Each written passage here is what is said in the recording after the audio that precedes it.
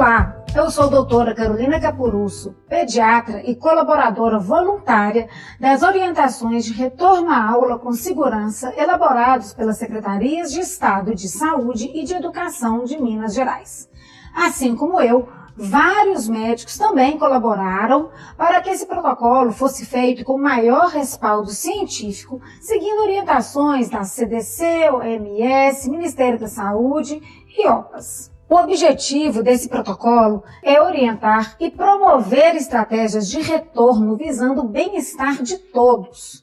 Sabemos que a infecção pelo novo coronavírus, ou SARS-CoV-2, está desde o final de 2019, sendo que no fim de março a OMS considerou pandemia.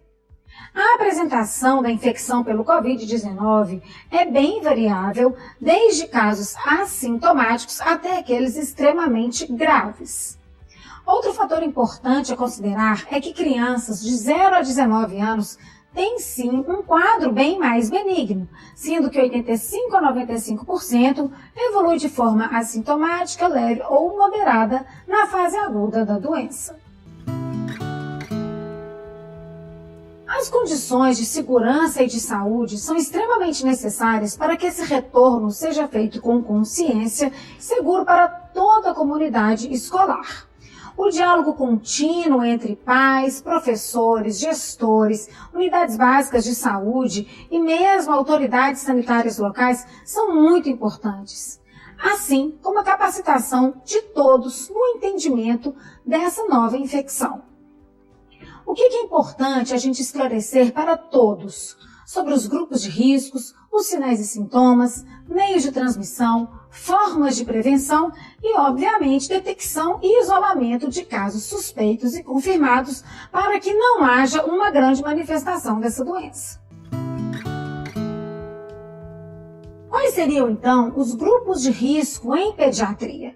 Seriam aqueles pacientes que podem evoluir, sim, com formas graves, e esses, preferencialmente, devem permanecer no ensino remoto ou comparecerão ao retorno presencial com liberação do médico para que haja esse conjunto médico, escola e família. São eles: lactentes até 1 ano, crianças portadoras de doenças crônicas como cardiopatias, pneumopatias, nefropatias e tantas outras, malformações complexas, síndromes genéticas como, por exemplo, a síndrome de Down, pessoas com imunidade baixa, seja primária, secundária ou mesmo por uso crônico de medicações e, claro, aqueles que têm condições especiais de saúde. Já os colaboradores e funcionários que se enquadram no grupo de risco, eles devem permanecer suspensos das atividades presenciais e realocados para algum serviço remoto. São eles: pessoas acima de 60 anos, gestantes, portadores de doenças cardíacas, pulmonares ou mesmo diabetes descompensadas, aqueles que têm doenças renais e hepáticas em estágio avançado, síndromes cromossômicas, alterações na imunidade e imunossupressão também secundária a doenças ou medicamentos, assim como a obesidade, que seria considerada o IMC acima de 40 kg por metro quadrado. Quais seriam os sinais e os sintomas da Covid-19, então, para que nós fiquemos alertas? Dor de cabeça, dor de garganta, perda de olfato e do paladar, náuseas, vômitos, diarreia, diminuição do apetite e, claro, os mais importantes e frequentes: febre, tosse e a própria dificuldade para respirar. Um fator importante é a gente definir o que seria essa síndrome gripal para que essas pessoas entrassem em isolamento e procurassem o atendimento médico da forma mais rápida possível. Bom, essa síndrome gripal ela é caracterizada por indivíduos com 2 ou mais dos seguintes critérios: febre, calafrio, dor de garganta, dor de cabeça, tosse, coriza e alterações do olfato e do paladar. Como se dá, então, a transmissão da Covid-19? Sabemos que o principal meio de transmissão é através das gotículas de saliva, espirro, tosse e catarro, Isso pode acontecer por contato direto com a pessoa contaminada, como por exemplo aperto de mãos, posterior contato com olhos, nariz e bocas, ou mesmo contato com superfícies que estejam contaminadas e, claro, depois colocar na sua boca, olhos e nariz sem realizar a higienização. Quais seriam, então, as medidas preventivas da Covid-19 para que nós tenhamos segurança no retorno escolar? Primeiro e o principal é o distanciamento social. Consideramos que 1,5 metro, de acordo com as diversas orientações, seja necessário para que haja essa medida preventiva eficaz. Depois, o uso de máscaras e protetores faciais por todos. Lembrando aqui que aquelas crianças abaixo de 2 anos não é recomendado a utilização de máscaras. E para os demais, tem que ter uma conscientização do uso adequado destes. Além disso, a limpeza frequente das mãos e das superfícies é extremamente importante. Etiqueta respiratória, ou seja, cobrir a boca ao tossir, não olhar para a pessoa quando estiver tossindo também é de suma importância, assim como o isolamento dos casos suspeitos e confirmados, assim como dos contatos que tiveram com essa pessoa. Falando um pouco da higienização das mãos. O que tem que ser feito? Ela deve ser frequente, utilizando água e sabão ou álcool gel, pelo menos por 20 segundos e secar com papel ou toalha descartável. Essa higienização frequente tem que ser na entrada da escola, na entrada da sala de aula, assim que tiver contato com alguma superfície, após ir ao banheiro, após receber o seu lanche, e sempre orientada pelos funcionários e responsáveis por aqueles estudantes. Enquanto às máscaras, a gente tem que ter clareza que antes de colocar a máscara é necessário higienizar as nossas mãos. As alças, elas devem ficar atrás da orelha ou da cabeça. É importante que cubra completamente a boca e o nariz, sem deixar os espaços nas laterais. Também é muito bom frisar que a gente não deve tocar a parte da frente da máscara para não contaminá-la. E retirá-la através dos elásticos ou tiras laterais, sem encostar na frente, evitando também o uso de maquiagem ou base durante a utilização da máscara para que não haja maior contaminação. E a troca e a lavagem das máscaras, ela é fundamental. Nós devemos trocar as máscaras sempre que ela estiver úmida, suja, danificada, se você tiver com dificuldade para respirar. E claro, as máscaras descartáveis devem ser trocadas após 3 horas de uso. Já as máscaras de tecido, elas podem ser reutilizadas até 30 lavagens. Essa lavagem desse tecido, ela deve ser separada das demais roupas. O ideal é que deixe em molho em uma solução água sanitária. Essa solução, ela pode ser feita com 2 colheres de água sanitária para cada litro de água. E após esse molho, enxaguar bem e depois de seca, passar com ferro quente. Dessa forma, você pode utilizar a sua máscara de tecido com bastante segurança. E a etiqueta respiratória? Bom, como eu já disse, é muito importante que a gente cubra o nariz e a boca com o cotovelo ao tossir ou espirrar. Outro fator muito importante é o uso do lenço descartável para a higiene nasal e ele deve ser jogado fora após essa higiene. Devemos também evitar tocar mucosas, olhos, nariz e boca.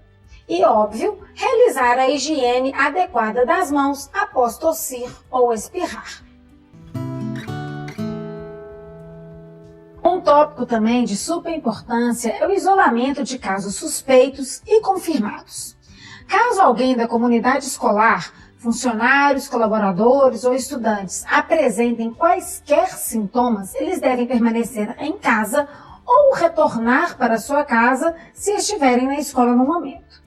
Também é importante que sejam comunicadas à escola e às autoridades locais para que sejam feitas as estratégias adequadas. Além disso, o paciente deve ir à unidade básica de saúde para que seja atendido por um serviço médico. Sabemos que a síndrome inflamatória multissistêmica pediátrica é rara, mas temos alguns casos, sim, na faixa etária pediátrica. Para definição de caso e condução, vocês podem acessar a nota técnica da Secretaria Estadual de Saúde no seu site. E as crianças que apresentarem as definições de caso para síndrome inflamatória multissistêmica, elas devem ser afastadas das suas atividades, procurarem o atendimento médico o mais rápido possível e, claro, deve ser realizada a notificação pelos estabelecimentos de saúde e ou vigilância epidemiológica municipal. Para o manejo, então, dos casos suspeitos e confirmados, nós temos basicamente 3 situações que merecem atenção. Aquelas pessoas da comunidade escolar que estejam suspeitas ou confirmadas pela Covid-19 e sintomáticas, elas devem imediatamente comunicar à comunidade, afastar-se das suas atividades presenciais escolares e ser encaminhada para realizar o teste RT-PCR para detecção do vírus. Claro, a avaliação dos contatos próximos também se faz necessária. Quando que a gente pode voltar com essas pessoas que foram sintomáticas? Considera-se seguro o retorno após 10 dias dos primeiros sintomas ou 20 dias para aqueles que tiveram sintomas graves, desde que estejam 24 horas sem febre e, obviamente, sem o uso de algum medicamento para baixar a febre e desde que estejam sem nenhum sintoma respiratório. Já aquelas pessoas com casos suspeitos ou confirmados da Covid-19, mas encontram-se assintomáticas e apenas tiveram seu exame positivo, elas também devem comunicar à escola, às autoridades, afastar-se das suas atividades presenciais e, claro, fazer o controle do teste RT-PCR, assim como a avaliação dos contatos próximos dessa pessoa. Quando que o assintomático poderá ter o seu retorno presencial? Ele poderá voltar desde que esteja 10 dias desde a coleta do exame que veio positivo para a Covid-19 e, se em algum momento ele apresentar qualquer sintoma, ele se enquadra nos casos de pessoas sintomáticas devendo seguir aqueles critérios. Um terceiro fator importante seria o isolamento de contatos próximos com pessoas suspeitas ou confirmadas do Covid-19. Esse contato próximo é considerado quando alguém com infecção de Covid-19 tem encontrado 2 dias antes a 10 dias depois da data do início destes sintomas ou da data da coleta do exame positivo. E quando que esse contato próximo poderia retornar às atividades presenciais?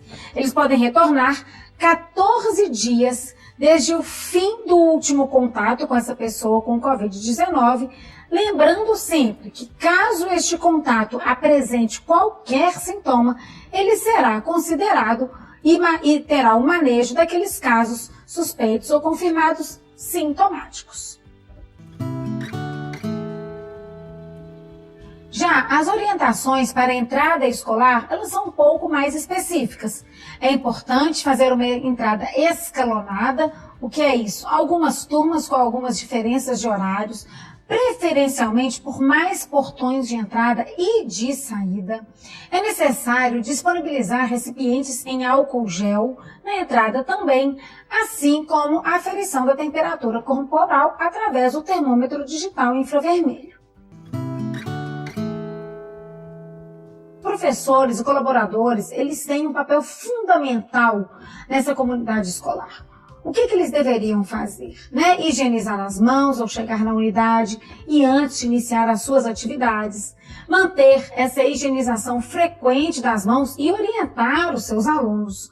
Fazer o uso adequado da máscara, seja descartável ou máscara de tecido, assim como a face shield, ou protetor facial. Eles também devem orientar e auxiliar sobre o uso e retirada adequado dessas máscaras por todos. Supervisionar os ambientes compartilhados, evitando aglomerações e garantindo o distanciamento de 1,5 m, tanto entre os profissionais quanto os alunos. E, claro, não fazer o uso de armário compartilhado com nenhum colega. Os gestores e coordenadores, ele tem um ponto focal e multiplicador dessas recomendações. É necessário que eles estabeleçam uma interlocução com os pontos de atenção à saúde, que é a atenção primária de saúde, e acompanhar o retorno dessas crianças ou desse profissional da comunidade. Também é necessário que os gestores orientem sobre a suspensão das atividades presenciais de colaboradores de risco, assim como crianças que se enquadram em risco, garantir o cumprimento das medidas preventivas e, caso seja necessário, realização de reuniões, preferencialmente ao ar livre, por videoconferências ou telefones e mantendo sempre, caso presencial, distanciamento de 1,5 metro. O reconhecimento e a notificação dos casos de síndrome gripal, assim como a orientação para procurar atendimento na unidade básica de saúde, também é muito importante que seja realizado por um gestor que mantenha o foco daquela comunidade. Maiores detalhes sobre esses protocolos vocês podem encontrar nos sites das Secretarias Estaduais de Saúde e de Educação. Os nossos compromissos são com a saúde e educação de todos. Obrigada.